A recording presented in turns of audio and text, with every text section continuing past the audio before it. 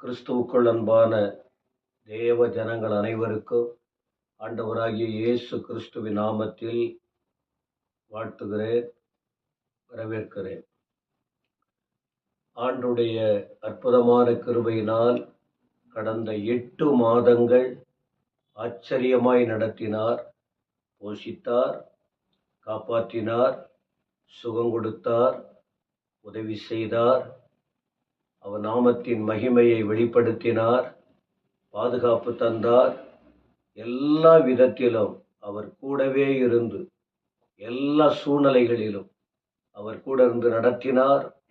அதனால்தான் இன்னும் ஒரு நாள், இன்னும் ஒரு மாதத்தில் கடந்து வருவதற்கு இந்த பாக்கியம் நமக்கு கிடைத்திருக்கிறது. சொந்த பலத்தால், சொந்த ஞானத்தால் நம்மால் வாழ முடியாது.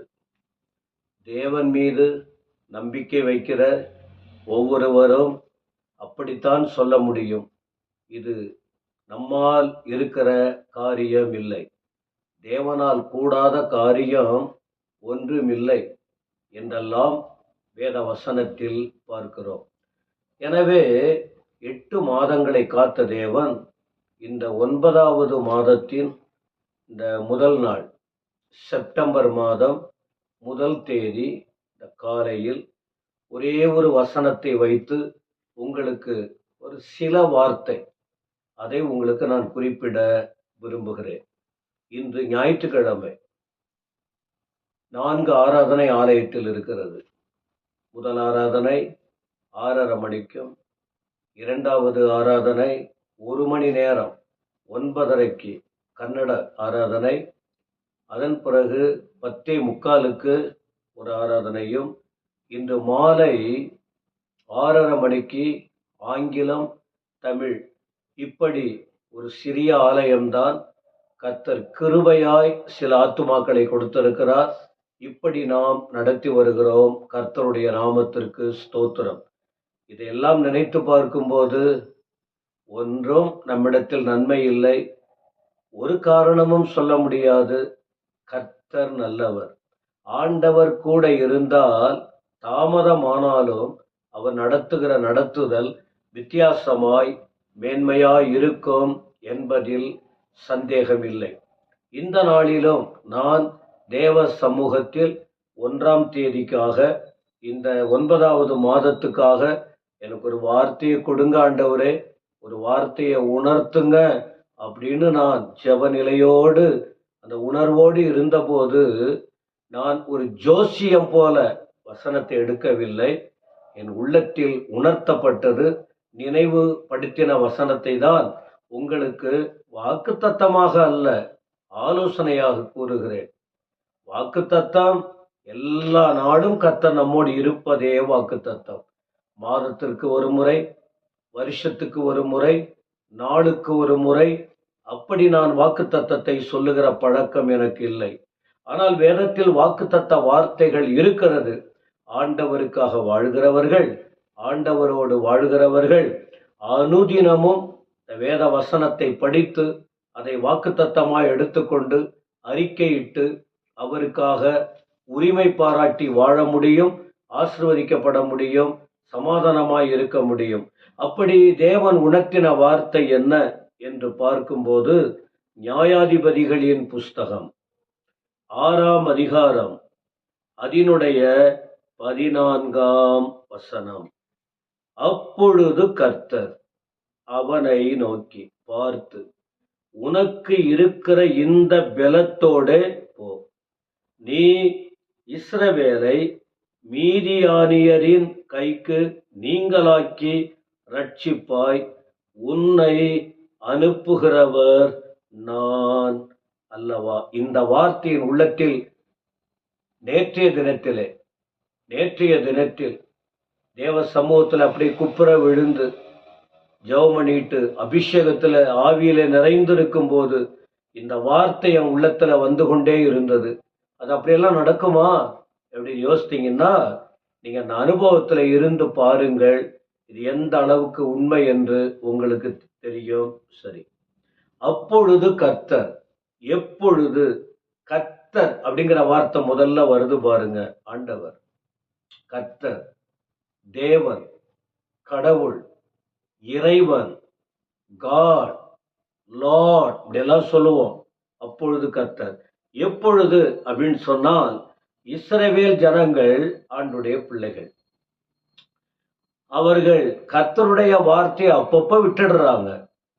இந்த நிலையில 7 வருஷம் ஆண்டவரே எதிரிகள் கையில விட்டு போட்டார். பிரச்சனையை அனுமதிச்சார். நீ என்னை விட்டு மறந்து மறந்து போகிற, கொஞ்ச நாள் கஷ்டப்படு என்று விட்டார். அப்போ அப்படி விட்டதுனால அந்த மீதியானியார் என்ன பண்ணுவாங்க, இவங்களை நிம்மதியா விடுறதில்ல. எந்தெந்த விதத்தில் எவ்வளவு துன்பம் கொடுக்கணும் அவ்வளவு துன்பம் கொடுத்தாங்க. அந்த துன்பத்தின் உச்சகட்டம் அவர்கள் தாங்க முடியாத பட்சத்தில் இஸ்ரவேல் ஜனங்கள் கர்த்தரை நோக்கி முறையிட்டார்கள். 6ஆம் அதிகாரம் 6ஆம் வசனத்துல இந்த சத்தம் கர்த்தருடைய சன்னிதானத்தில் கடந்து போனது. உடனே ஆண்டவர் ஒரு தீர்க்கதரிசியை அனுப்புகிறார். அனுப்பி ஒரு வார்த்தை சொல்றாரு. அப்படி அந்த தீர்க்கதரிசியை அனுப்பி சொல்லும் போதுதான் அங்கே ஒரு மனிதன் முதல்ல தேவ ஜனங்க கிட்ட பேசுகிறார். நீங்க எல்லாம் என் வார்த்தையை கேட்காத போயிட்டீங்க, அதனாலதான் இந்த அனுபவம். ஆனாலும் பரவாயில்ல, நீங்க கஷ்டப்படுறீங்க, என் மனசு கேட்கல. ஆண்டவர் சொல்றாரு உங்களுக்கு விடுதலை கிடைக்கும். அப்ப இந்த வார்த்தை கேட்டபோது அங்கே ஒரு மனுஷன் இருக்கிறான். அவனுடைய பெயர் கிதியோன். கிதியோன் ஒரு உழைப்பாளி. ஒரு வேலை செய்யற இடத்துல உட்கார்ந்து அங்க என்னதான் நடக்குது பார்க்கலாம் அப்படின்னு சொல்றான். யோசித்துக்கிட்டு இருக்கான். அந்த நேரத்திலே 12ஆம் வசனம் சொல்லுகிறது, கர்த்தருடைய தூதனானவர். கர்த்தருடைய தூதனானவர் என்று வேதாகமத்தில் வருகிற இடங்களிலெல்லாம் கர்த்தருடைய தூதனானவர் என்று வருகிற இடமெல்லாம் கர்த்தராகிய இயேசு கிறிஸ்துவை குறிக்கும் என்று நான் சொல்வது மட்டுமல்ல, தேவ பிள்ளைகள் சொல்லுகிறார்கள். அப்ப அந்த கர்த்தருடைய தூதனானவர் அவனுக்கு தரிசனமாகிறார், தன்னை காண்பிக்கிறார். காண்பிச்சுட்டு சொல்றாரு, பயந்திருக்கிற பராக்கிரமசாலியே, கர்த்தர் உன்னோடு இருக்கிறார். அவர் சொல்றாரு, கர்த்தர் உன்னோடு இருக்கிறார், நான் உன்னோட இருக்கிறேன், பராக்கிரமசாலி. ஆனா இவன் ஒரு வேலை செஞ்சுக்கிட்டு பிரச்சனை, அந்த எதிரிகள் பிரச்சனை பண்ணிட்டு போகும்போது அதை பார்த்து கொண்டு இருக்கிறான். அந்த நேரத்துல ஒரு வார்த்தை வருகிறது, பராக்கிரமசாலி, கர்த்தர் உன்னோடு இருக்கிறார் என்றார். அப்புறம் அதன் பிறகு அந்த கிதியோன் சொல்றான், இது எப்படி ஆண்டவரே, இப்படி இங்க நடக்கிறதெல்லாம் தீமையா நடக்குது, ஆனா நீங்க சொல்ற வார்த்தையோ நன்மையான, நம்பிக்கையான, உற்சாகமான வார்த்தையா இருக்கே, என்ன பண்ணுவது என்று சொல்லும் போது, அப்பொழுது கர்த்தர். இவையெல்லாம் முன்கூட்டியே ஆயத்தமாகி இந்த அனுபவங்கள் வந்த பிறகு திரும்பவும் அப்பொழுது கர்த்தர் அவனை நோக்கி, யாரை நோக்கி? கிதியோனை நோக்கி.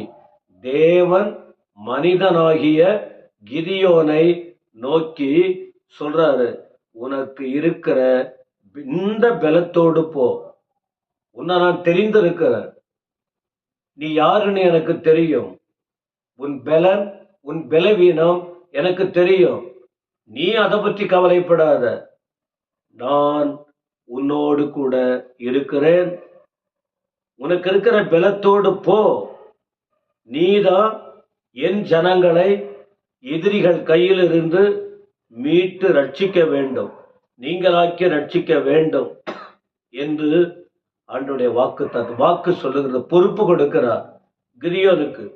உடனே கிதியோன் சொல்றாரு, எப்படிப்பா இது முடியும், நாங்க எங்களால முடியாது, நானே எங்க குடும்பத்துல ரொம்ப மோசமான கடைசி நிலையா இருக்கிற, இதெல்லாம் நடக்கிற விஷயமா?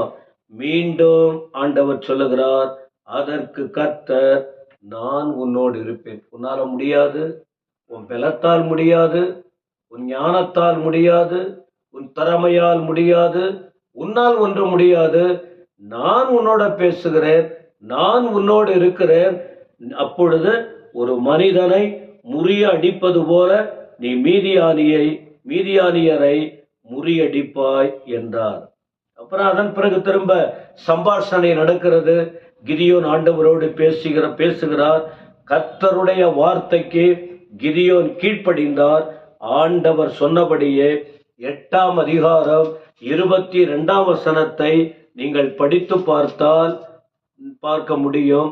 அப்பொழுது இஸ்ரவேல் மனுஷர் கிதியோனை நோக்கி, நீர் எங்களை மீதியானியர் கைக்கு நீங்களாக்கி விட்டபடியினால் நீரும் உம்முடைய குமாரனின் குமாரனும் எங்களை ஆள கடவீர்கள் என்றார். அதன் பிறகு அவன் சொல்றான், கிதியோன் சொல்றான், அதெல்லாம் நடக்கிறதில்ல, நான் ஒரு மனுஷன், நான்லாம் உங்களை ஆள முடியாது, இந்த காரியத்தை செஞ்சது நான் இல்ல, ஆண்டவர் அவர்தான் அந்த வார்த்தையை சொன்னார், அவர்தான் எல்லாம் நடத்தினார், அவர்தான் உங்களை ஆள வேண்டும் என்று. 23 இந்த வார்த்தையை கவனிச்சிங்களா? கர்த்தர் சொன்னால் சொன்னதுதான்.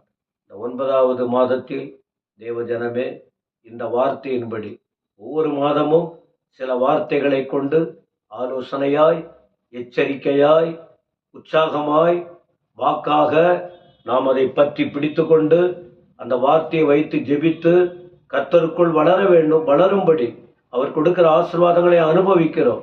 இந்த 9வது மாதத்தில் கூட அநேக வார்த்தைகளை கேட்டீங்க. நெருக்கப்படுறீங்களா? உபத்திரவமா? எதிர்ப்பான வார்த்தைகளா? எதிரிகளின் சூழ்ச்சிகளா? தாக்கப்பட்டு கொண்டிருக்கிறீர்களா?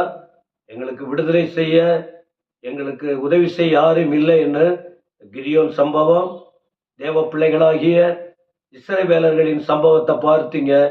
அதே தேவன்தான் இன்று உங்களோடு இருக்கிறார். அவர் உங்களோடு இருப்பார், அவர் உங்களை நடத்துவார், உங்களை அவர் விசாரிப்பார், உங்களுக்கு அவர் உதவி செய்வார், உங்கள் தேவைகளை சந்திப்பார்.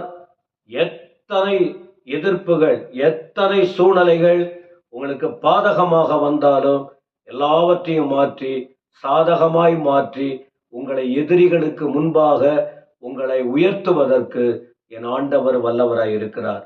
ஆனா நீங்க செய்ய வேண்டிய காரியம் என்ன தெரியுமா? தேவன் சொன்ன வார்த்தையை கேட்க வேண்டும், விசுவாசிக்க வேண்டும், கீழ்ப்படிய வேண்டும், நன்றி உணர்வோடு இருக்க வேண்டும். அப்பொழுது இவைகள் எல்லாம் உங்களுக்கு சம்பவிக்கும். கர்த்தர் உங்களை ஆசீர்வதிப்பாராக. ஜெபம் பண்ணலாமா? எங்கள் பரலோக பிதாவே, துதிக்கிறோம். 8 மாதங்களை காத்ததற்காக ஸ்தோத்திரம். 9வது மாதத்தின் முதல் நாளுக்காக நன்றி. இந்த ஞாயிற்றுக்கிழமை காலை ஆலயத்தில் தேவ ஆராதனை, தேவ செய்தி கொடுக்கப்பட்டாலும் இந்த 10 நிமிடம் ஜனங்கள், தேவ பிள்ளைகள், ஆண்டவரே, இந்த யூடியூப் மூலமாக இந்த வார்த்தைகளை கேட்க இந்த கிருபை கொடுத்ததற்காக ஸ்தோத்திரம். இப்போதும் கலக்கத்தோடு, பலவீனத்தோடு, பிரச்சனையோடு வேதனைப்பட்டு கொண்டிருக்கிற மக்கள் மீது ஆண்டவரை வாக்கை அனுப்பி ஒரு மிகப்பெரிய விடுதலை கொடுத்து நடத்தும்படி வேண்டுகிறோம். கர்த்தர் தான் எல்லாம் செய்ய முடியும். நீங்க செய்ய போகிறதற்காக ஸ்தோத்திரம். துதிகன மகிமை நீர் ஏற்றுக்கொள்ளும். இயேசு கிறிஸ்துவின் நாமத்தில் ஜெபங்கேடும் நல்ல பிதாவே. ஆமென், ஆமென்.